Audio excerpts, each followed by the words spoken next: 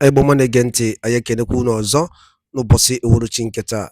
I see you good morning, good afternoon, good night. It depends your time and your location. You are joining us today at Eastern News 24. I see the bike and konyo chikwelu ya zelo. I see na yadra ni bona mana ya dike echi. Necha da agwagu. Otu ay kuro chako ya diriri. Ise, ise. If I would tell you no bossing ketab, if I na morning tea, the guy say would tell you ni rakupo. Basta maka the Biafran declaration and update on PM His Excellency Mazi Simon Ekpa ya bife wetara n'iru akwụkwọ n'ụbọchị uhuruchi nke taa. Edika ihe soro ya bụ ife dịka ị na-egi ya ka ba alụ ka ị drop your own comment dịka ihe anụ ihe Biafran Republic gọọmenti na-eze anyị were ikwu gbasara maka ka ya bụ ife si aga gbasara maka Biafran Prime Minister and Biafran Declaration nke bụ nke na-abịa na 2nd of December. All right, over to you. It's our imagination how people's lives can be devalued this much in one's native country. In contrast, there has never been military invasion of communities in northern Nigeria, just as there are rarely communal clashes in the north, unlike the south. Because of Nigeria government's divide and rule strategy in the south, several communities are separated from historical alliances and forced into new ones, often with poorly defined boundaries. Such machinations by the Nigeria government have been responsible for the spate of boundary-inspired communal clashes in Biafra land, which is relatively absent in the north. The United States of Biafra will reunite communities along natural and historical boundaries and bring an end to boundary disputes. Aside from killings directly conducted by Nigeria government, various Fulani-affiliated terrorist groups such as Boko Haram, ISWAP, Fulani herdsmen, in their desire to displace indigenous people and take over their lands, are invading communities and slaughtering them in a scale never seen before. For example, many Fulani installed kings and political appointees forcefully seize indigenous people's lands and transfer the lands to Fulanis. The Oba of Benin is reported to have sold in 3 years 1,200 acres of land to Aligoke Dangote, and Dangote trucks are used to ship in Fulani terrorists into these lands, from where the Fulanis operate and unleash terror in the neighboring communities and the entire coastal region, especially in Eka State, former Delta State, where the kidnappers in Eka land come from Benin, former Edo State. The Fulani terrorists and kidnappers in Awo, in Abovo County, reportedly will make you cook for them, cook for the terrorists, and have you watch them rape your wife in order to spare your life. And you have to pay 5 million naira for them to release your wife to you. Furthermore, kidnapping and rape by Fulani herdsmen in several communities in Delta State like Ibide and Avre in Isoko have been reported. Such attacks have contributed to farmers not being able to access their net lands, resulting in widespread hunger and poverty. Repeated attacks by Fulani terrorists and killer herdsmen in 2001, 2010, and 2023, and early part of 2024 in Uweru Kingdom in Urobo Isoko led to over 300 persons losing their lives. In the eastern flank of the United States of Biafra, Fulani terrorists are operating unchallenged as they have established terrorist cells at Obanliku, Obudu, Bumaji, Ogoja, Akampa, Mbak, which they renamed Nasarawa, Bogobri, where they sell human parts of those they killed, particularly those that are unable to pay ransoms. Often the military is accused of complicity or in the minimum unwilling to prevent or stop these atrocities from happening. It was on the account of this that General T.Y. Danjuma famously said that the military colludes with the invading terrorists, and that if we wait for the military to protect us, we would all die. And he consequently asked indigenous people to explore opportunities for self-defense. And that's what we are doing. We are not committing terrorism. Rather, we are defending ourselves against terrorism.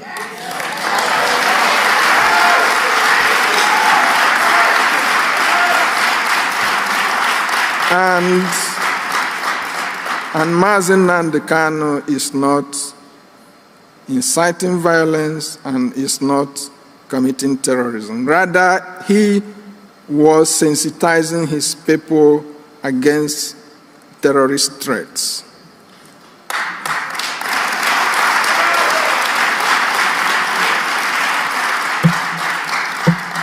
In the same vein, our Prime Minister, Simon Ekpa, is not committing terrorism. Rather, he is defending his people against terrorism.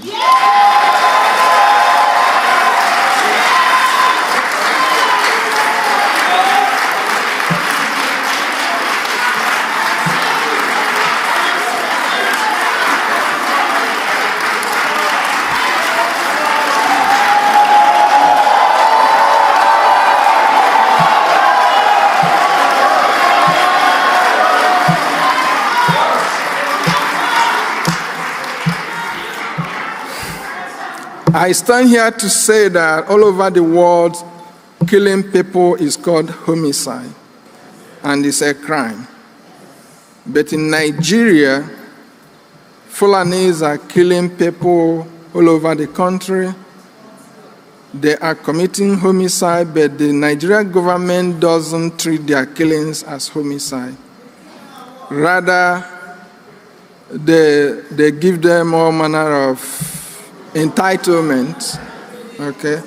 Rather, what they treat as terrorism is you defending yourself. So,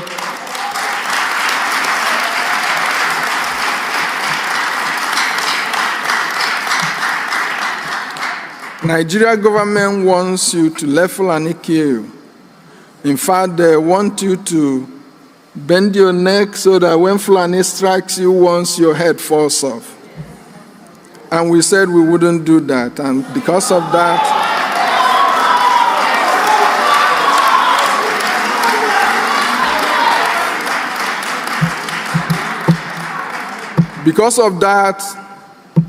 we are hell-bent defending ourselves against terrorism, including against Britain. Okay?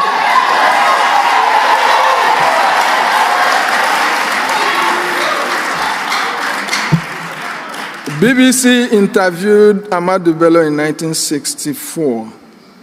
And if you listen to that interview, you will see that Nigeria was never one country. And Britain forcing us to be in the same country is exercising futility.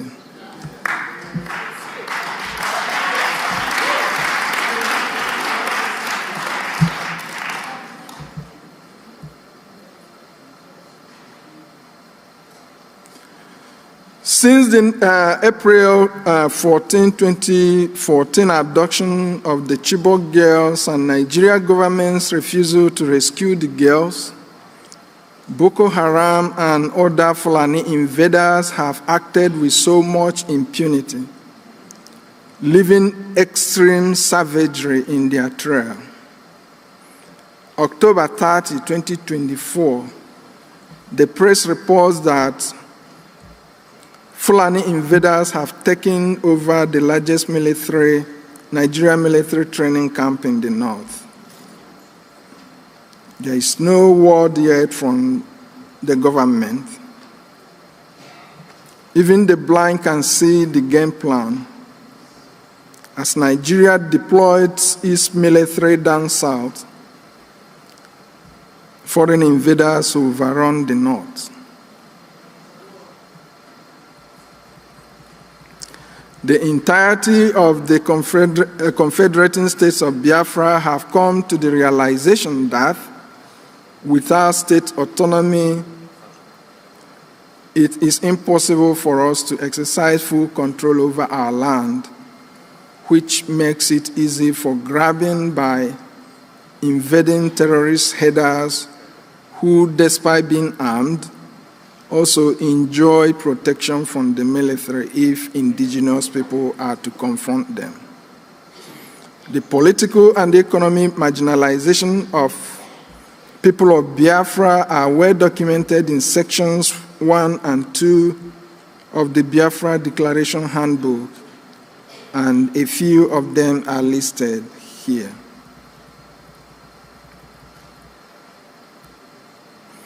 The section titled Man's Inhumanity to Man, Nigeria's 1999 Constitution, a travesty, narrates how Nigeria's exclusive list is a grand plan to dispossess us of our natural inheritance.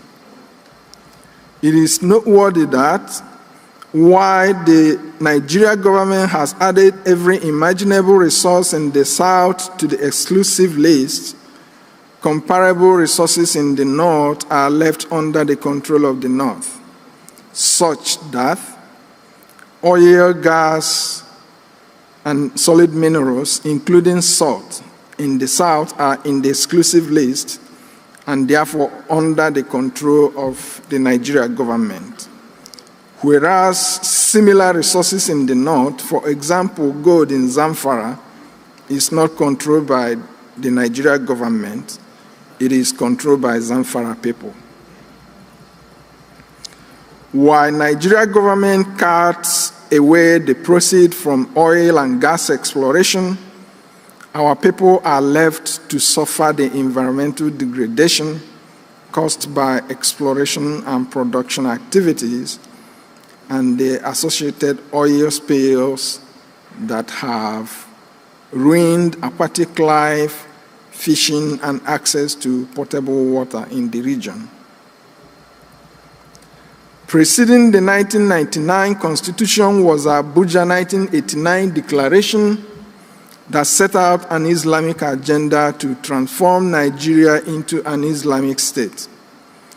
They sought to make Nigeria a member of the Organization of Islamic Cooperation, ensure that Muslims control strategic positions within the country, and ultimately have Nigeria ruled by a president and vice president of the Islamic faith, a feat they have achieved with the 2023 selection and coronation of Bola Ahmed Tinubu and Yerima Shetima as president and vice president, respectively.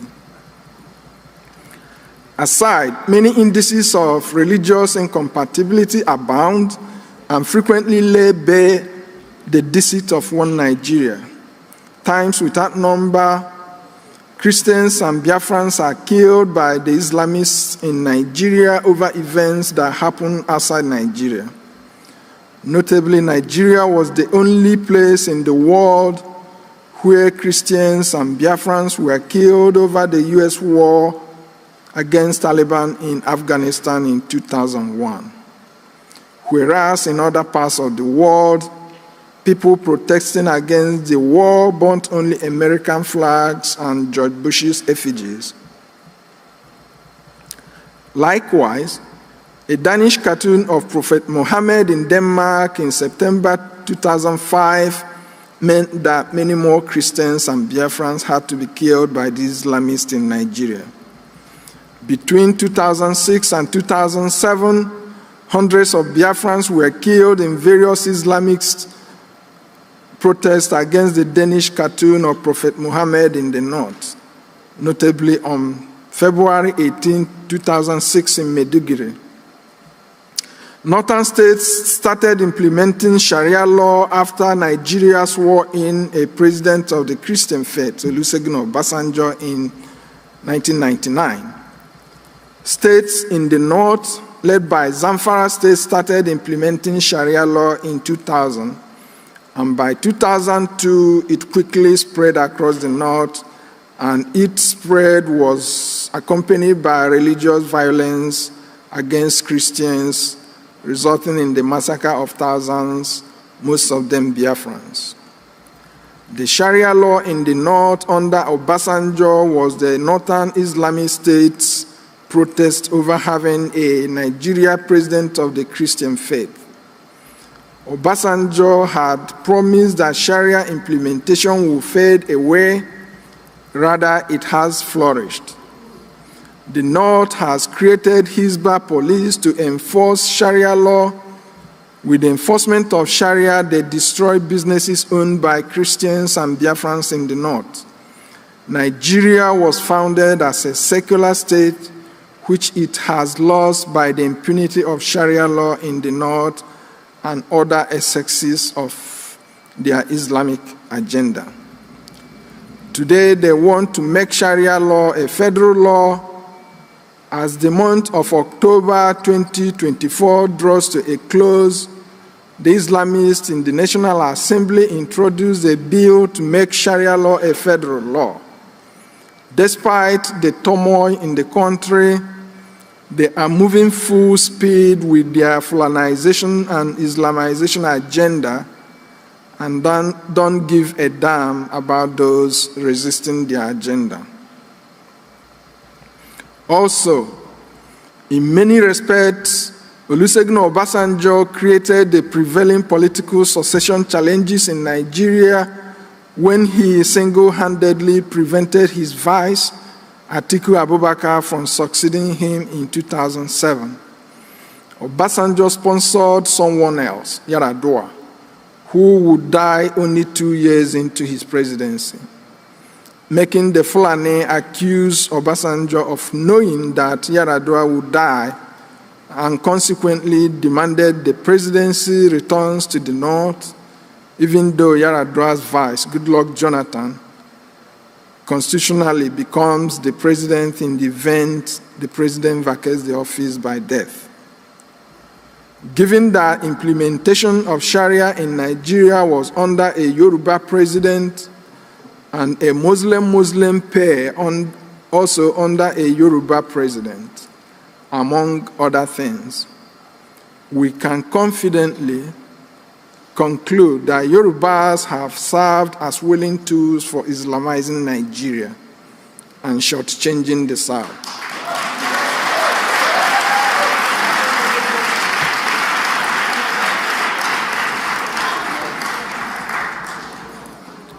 August 23, 2024, as reported by Sahara Reporters, Tinubu government excludes Southeast institutions as NEL Fund publishes student loan disbursement to 19 universities and other higher institutions. Practically excludes both Southeast and South-South, with the exception of University of Benin. Tinubu appears ready to continue with the same pattern of exclusion Biafra territories, particularly the Southeast, suffered under Buhari. Of course, long ago, Ahmadu Bello boasted that any president who is not from the South to rule Nigeria must be employed to fulfill their Islamic agenda. The politics of exclusion of the Southeast and South-South have been common throughout Nigeria's history, and successive governments have pursued it with fervent fervor. But it particularly took a new dimension under the Buhari government. During Buhari's tenure, he borrowed money from international lenders, including 16 trillion naira meant for poverty alleviation, and spent all to the exclusion of the Southeast and South-South. He also created new federal universities, and none of those universities was in the Southeast.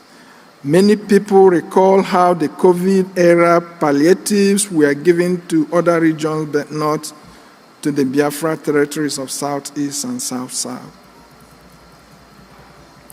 No other group of people in the world can take even 1% of the maltreatment Biafrans have endured in Nigeria. Imagine Yoruba contributing nothing to Nigeria, but in a position deciding who to include or exclude in the scheme of things. Or these shenanigans from Nigeria make our freedom inevitable. What is the value of life if it is so bare and so ridiculously deprived and devalued?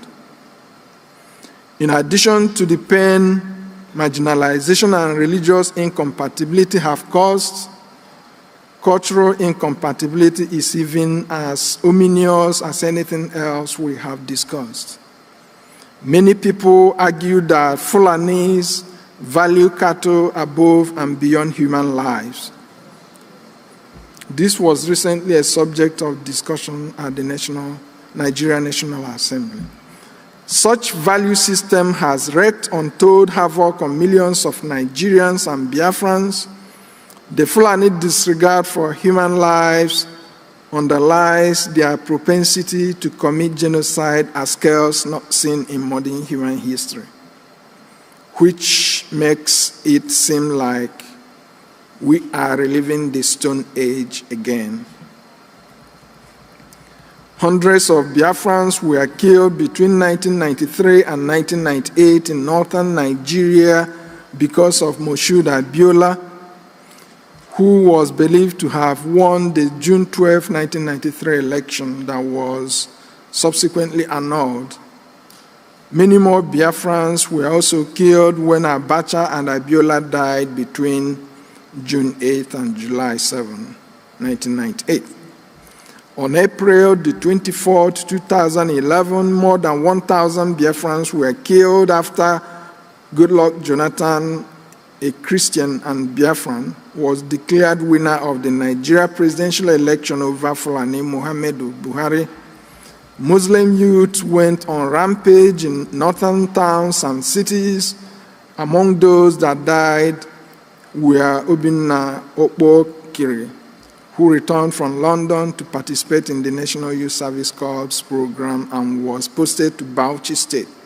Also killed was Eukaria Remi, a 2010 graduate of the University of Nigeria, serving in Damaturu, Yobe State. Several of these Islamist-inspired killings are spread over northern Nigeria and can occur at any time without notice.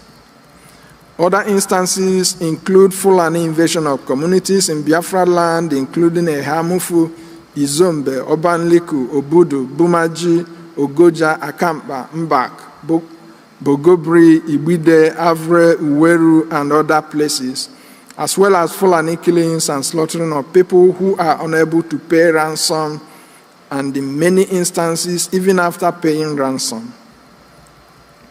It does not make sense making references to one Nigeria when it is obvious that Nigeria is not one, has never been one, and will never be one.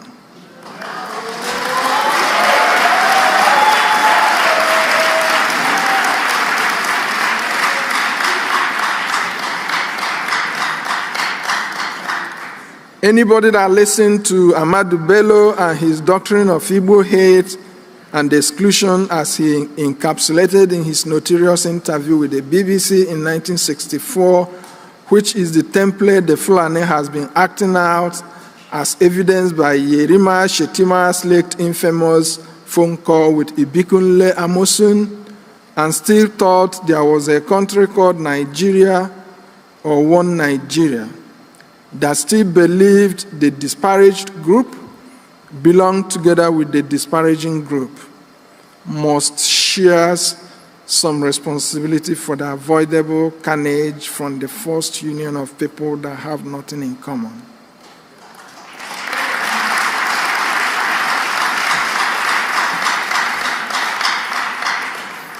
In the North, all Biafrans are identified as Igbo.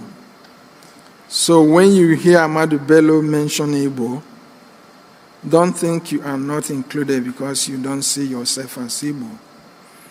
When it starts happening, the North doesn't separate the man from Monisha, from that from Uyo or Aba.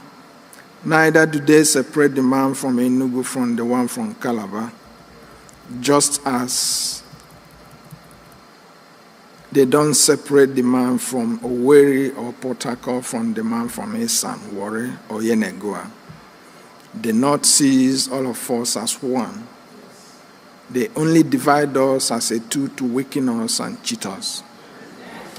Ende by Guadaludin and Kunisi, Venezuela, and many people. Ubosi uru chinketa na Eastern News 24 baba siwere uteru nya bozi dika sipono kona gene uteru update bostama ka kosi ya kpotu kosi ya de nebe di iche ke ifi were kwi bostama ka ya bi fe no ilu akwụkwọ ubosi uru chinketa drop ora ifi che no dinke gi on the comment section below na Eastern News 24 kemesi anu munnem.